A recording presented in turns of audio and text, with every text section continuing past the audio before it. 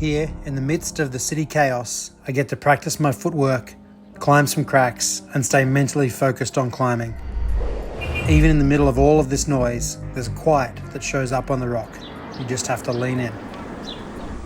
I'm training for the nose on El Cap, and today I'm climbing in Central Park. Yeah, I know how it sounds, but hear me out.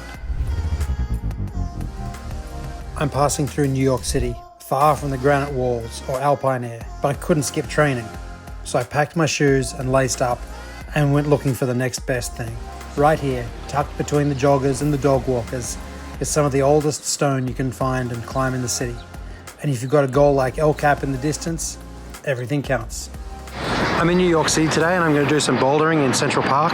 This is where a lot of young boulderers cut their teeth and learn to climb, not necessarily due to the great quality of the boulders here, but more so just due to the population density. Now I'm only here for one day, so there's a lot of areas that I want to hit. So I'm going to try out the top classics of each boulder and just do the moderates there.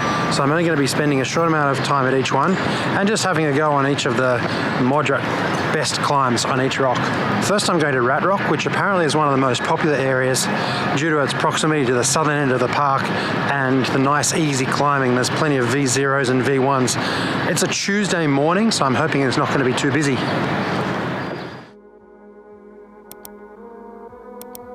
I brought two pairs of climbing shoes with me today. I've got the 510 Quantum VCS. Now these ones are quite an aggressive toe box there, and these ones are quite small and tight on my feet. They're a bit uncomfortable to wear, so I'm not going to start with them. I'll start with my 510 Grandstone, which are more my trad climbing shoes.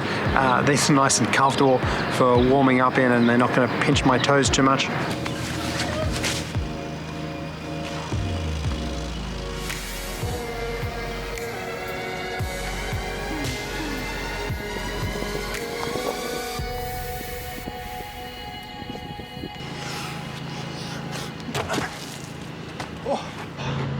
Fell off. That's the nice thing here at Rat Rock, is the ground is so soft and these wood chips are just a joy to land on. It's kind of like climbing in a gym. Let's try again.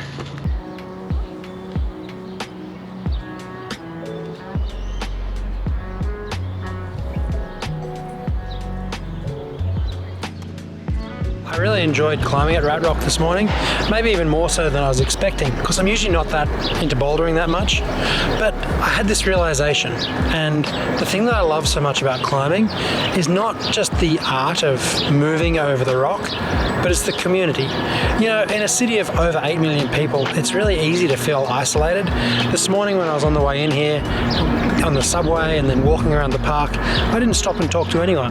But then at the climbing area, there was about 3 or 4 other groups of people there, and we all chatted together, we all said hi, and then when I was struggling on one of the climbs, someone came over and gave me some beta, and then when I was finishing up at that area, they said, oh, make sure you go and check out Cat Rock and the Worthless Boulder. So it's that sense of belonging and that feeling of community and that involvement of being with a group of people that are like-minded. That's what really makes me love this sport.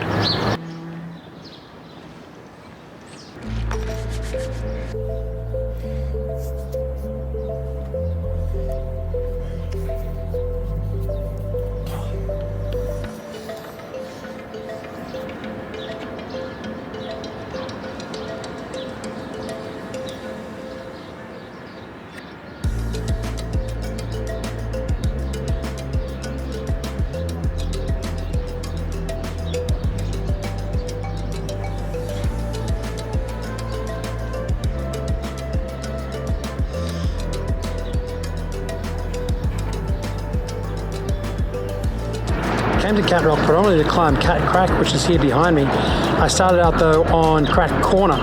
It wasn't until after I finished and looked at the topo that I realised I'd started on Cat Corner and I was finishing the climb on Hissy Fit. Oh well, I guess that leaves next time to come back and do it properly. The first two boulders that I visited, Rat and Cat Rock, were down the southern part of the park. The other one that I was recommended was Worthless Boulder, so I'm going to walk up there now. It's 2.2 miles away. It's a bit of a walk, but that's not a problem. There's lots to see along the way, and I'm going to stop and get something to eat as well.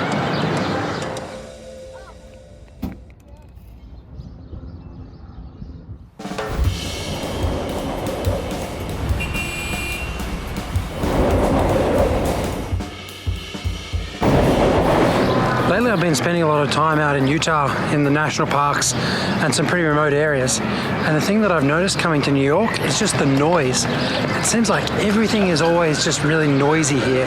You've got the sirens, you've got the horns, there's loudspeakers, kids playing, lots of people are riding along on these electric bikes with their stereos blasting out the sides, people yelling, and it's busy even though it's a Tuesday.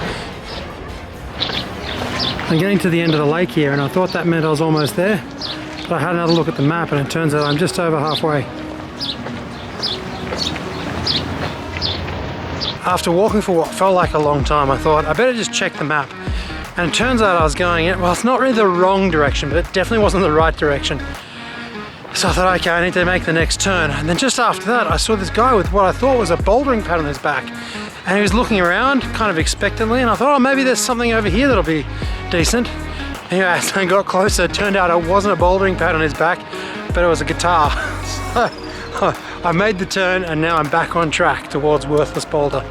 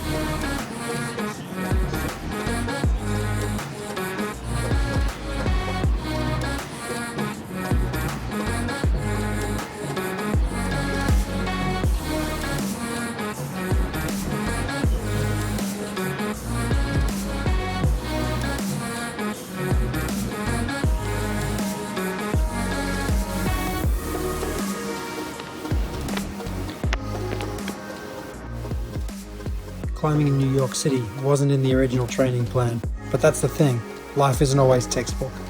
You've got to work with what you've got, show up with intention, and even a patch of granite in a city park can move you closer to your summit. No excuses, train wherever you are, keep showing up, because every step, every move, it all adds up.